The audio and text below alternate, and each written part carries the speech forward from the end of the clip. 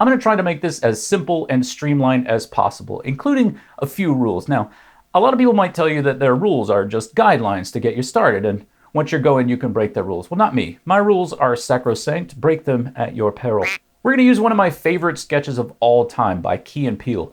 Go and watch it first before I ruin it by taking it apart. The link to the sketch is below. I've written out a transcript of the sketch, which you can read as you watch it, but maybe do that on your second watch. The transcript is available free on my Patreon.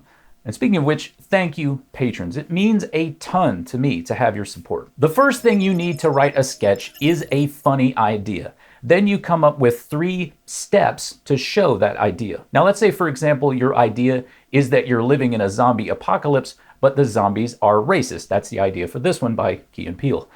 If that's your idea, then you need 3 ways to show that idea, and in your sketch, they will be ordered from least to most extreme. You don't need all 3 steps to start, but you need them to call it done. Now, it might help you to start writing and then punch up after the fact. I'd rather see you do that than sit there and stare at a blank page. So if you need to write in a placeholder and then come back and fix it later, do that. These 3 steps will be your sketch's Act 2. Now, I'm assuming that you already know a little bit about 3-act structure, so I'm going to leave that alone. But if you don't, you should study up on it. A note on action lines. In my transcript, I've added a ton of extra action lines to help walk you through it, but you should probably deliver a finished sketch with almost no action lines because you're not the director. In general, it's bad form to try to direct on the page. Now, if you're also directing and you want to make notes to yourself as you're writing, then ignore this. Write all the action lines you want. But if you wrote a sketch for a show that I'm directing and it's full of action lines, I'm probably going to ignore them because making those decisions is now my job, and it's part of the enjoyment of directing. But again, if you're just the writer, think about leaving them out. Let's talk about the characters you'll need. You probably need at least 2 characters, 1 straight and 1 insane. The straight character's job is to ask questions or otherwise give information that your audience needs. The insane character's job is to flip out and raise stakes. In this sketch, the straight man is Jordan Peele. When Key is flipping out in Act 1, Peele says, calm down, we got to get through them, we got to get to the police station. They got Brad! They got Brad! They got Brad! They didn't get us! They didn't get us! Okay? We're still alive. All right, keep it together. Yeah, okay. We got to make it to that sheriff's station. You see how one person is flipping out and the other has all the information? They don't switch roles. Another note, try to make your dialogue sound natural. And one way to help do that is to stop your characters using each other's names all the time. I've seen a lot of sketches with a character named something like Dave and another named something like Brad. And then Dave and Brad will say each other's names all the time. Dave, what are you doing? Well, Brad, I'm arranging matches. Oh, hi, Mark. People don't talk that way. You know, you'll talk to your family and friends every day and you almost never ever say their names unless you need to get their attention or something. Listen to yourself talk over the next few days. You'll see what I mean. Okay, let's get back to these racist zombies in Key and Peele's Act 2. Yeah, I know, I'm asking you to start writing with Act 2. That's because most of you are going to try to write a 7-page sketch with a 3-page Act 1, and that's not going to work. In my music days, people used to say, don't bore us, get to the chorus. In comedy, they say, get to the game. What's the game? It's the reason we're here. It's Act 2. Why do we want to get to Act 2? Because that's the story. Act 1 sets the scene, Act 2 is the scene, and Act 3 is the lights going out.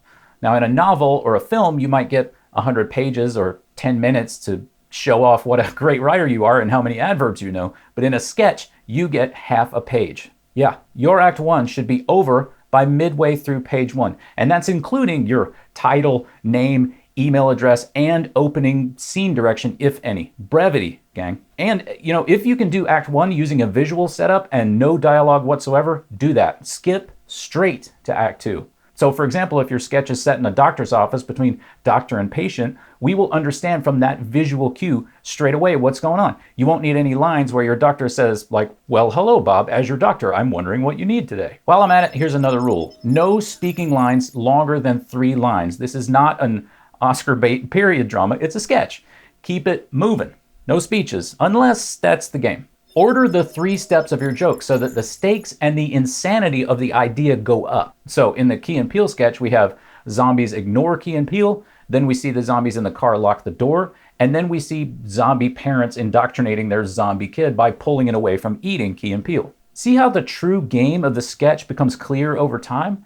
First it's uninterested zombies, then it's racist zombies, and then we see that racism is a learned behavior, not an innate one. Now, your sketch doesn't have to have this much gravitas, but the jokes do need to go from least obvious or lower stakes to most obvious and highest stakes. And if you have to raise your stakes to the point of absurdity, do that. Don't limit yourself. Lastly, write an ending. Don't do a blackout sketch. Why? Because everyone else writing sketches is gonna be lazy and do a blackout sketch. And, endings are hard, but that's the work of being a writer. Don't be lazy, do the work. Your ending should take some element of Act 2 and kind of turn it around. So, for example, someone who's been arguing against something should learn that they actually like it.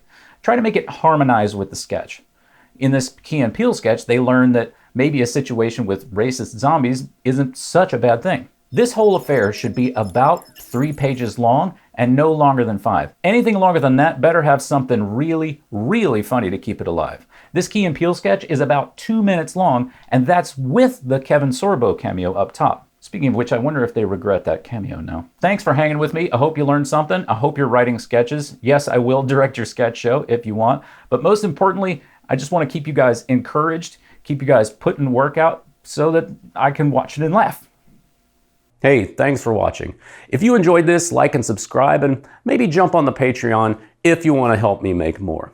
And if you want to talk about comedy writing with people who are trying to do it in a constructive way, we also have a Discord channel.